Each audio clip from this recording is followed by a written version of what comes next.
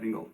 Faktiski Nacionālajai drošības komisijai pirms vairāk kā 10 gadiem ierādīja īsto vietu, parlamentārā kontrolē, jo tika arestēts jau nelaiķis Jaunžēkers, to izdarīja Jutas Strīķi. Un viņš, Jaunžēkers, tajā brīdī kas bija? Nacionālās drošības komisijas vadītājs. Jā, redz, ka vienkārši tas parāda, kurš ir īstais saimnieks būtībā. Ja mēs runājam par attiecīgi šā brīža situāciju, tad Sparāns, kas darbojās SAB ilglaicīgi, SAB ilgadējies darbinieks, ir apvainots spiegošanā, viņam tiek inkriminēts spiegošana. Un tad ir jautājums, cik tālu Nacionālās drošības komisija vispār spēja pārbaudīt, kas notiek SABā un tam līdzīgi. Tāpēc vajadzēja, cik tālu pie kam Sparāns, manuprāt, strādāja tieši pielaižu došanas. Tagad tomēr tas politiskais instruments varēja būt realitāte, nevis tikai. Bet te jau ir jāraud, jo jūs jau visu, kā Edvards saka, mēs esam visu pārbaudīti, Ko jūs varat pārbaudīt pie tāda Sparāna? Mūs pārbauda. Jūs pārbauda, Edvards?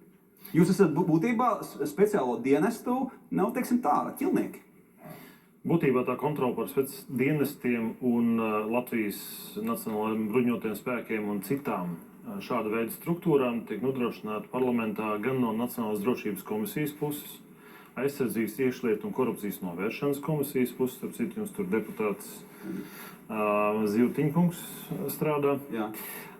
Un arī Nacionālā drošības padome šādas funkcijas veids. Pie tam dienesti, mums tad ir SAB, mums ir valsts drošības dienests un mums ir MIDD. 3 lielie dienesti, kuri faktiski arī savā ziņā pieskat viens otru.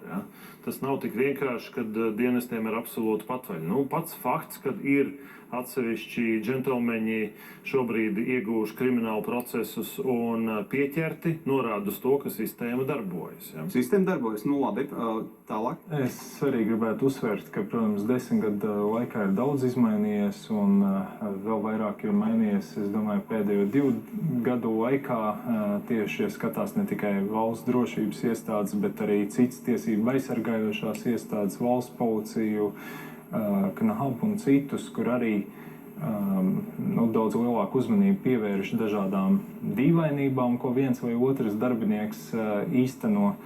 Un tas pat ir ļoti pozitīvi, ka mēs redzam, ka ir šādas krimināla lietas. Skaidrs, ka kurā institūcijā kāds var pastrādāt noziegumus, un ir svarīgi, ka tie tiek saukt pie atbildības. Jebkurā nesaka, saprot, šie dienesti tas nav jebkurā. Tad, kad mēs redzam šo 4-nieku arī pagājušās nedēļas, kas it kā tika aizturēti, un tad iznāk dienas priekšplānā KNAB cilvēki, bijušie policijas cilvēki. Es saprotu, bet būsim reāli. Mēs, ja skatāmies gan uz Amerikas Savienotajām valstīm, gan uz Krieviju, agrāk Padomju Savienību, neskatoties uz to, cik šie viņu drošības dienesti ir bijuši spēcīgi un ietekmīgi un visādi citādi ar dažādām pārbaudēm.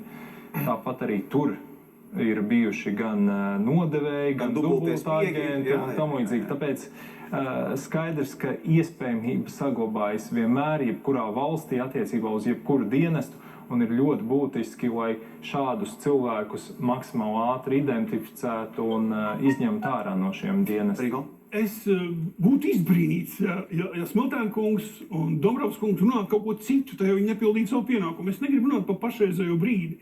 Mēs runājam par diezgan ilgu laika periodu, kurā faktiski tika realizēta slikta parlamentārā kontrola. Un kas raksturīgi, ja mēs paskatāmies, neparasta situācija bija pagājušajā 13. saimā, kur Nacionālās drošības komisija vadīja kas? Kas? Māris Kučīnskis. Es nerunāju viņu kā personu, es runāju to, ka viņš bija opozīcijas pārstāvs. Parasti ļoti reti opozīcijas pārstāvjiem dod tik nozīmīgu amatu, kas nozīmē, opozīcijas pārstāvju jebkurā brīdī var izmest ārā. Tas ir vairākums. Bet tas nozīmē arī, ka tai komisijai tā loma ir tāda, apmēram, lai tā es tā negribētu teikt. Tas nozīmē to, ka tā komisija tomēr ir ievērojama, jo viņi var daudz ko arī izdarīt, ja grib šīs personas. Un es drīzāk runātu par to, ko es šodien arī rakstā Poirot runāju par vienotības ēnu par visam tam. Jo 12. saimā faktiski Nacionāla drošības padome bija visi viņa rīcībā, augstākie amati, jo Nacionāla drošības padome jau veido kas, tātad komisija vadītāji, arī aizsardzības komisijas vadītājs, arī ministrs. Ko tu ar to gribi teikt? Ar to es gribu teikt, ka lielā mērā jaunā vienotība ir ne tikai vainojama pie ekonomiskās situācijas, bet arī pie sliktas parlamentārās kontrolas, kas tika realizēts arī šai jomā. Jo Sparāns to pierāda, un Ādamsons, ja mēs runājam, viņš jau no gaisa nenokrīt. visu laiku tādā komisijā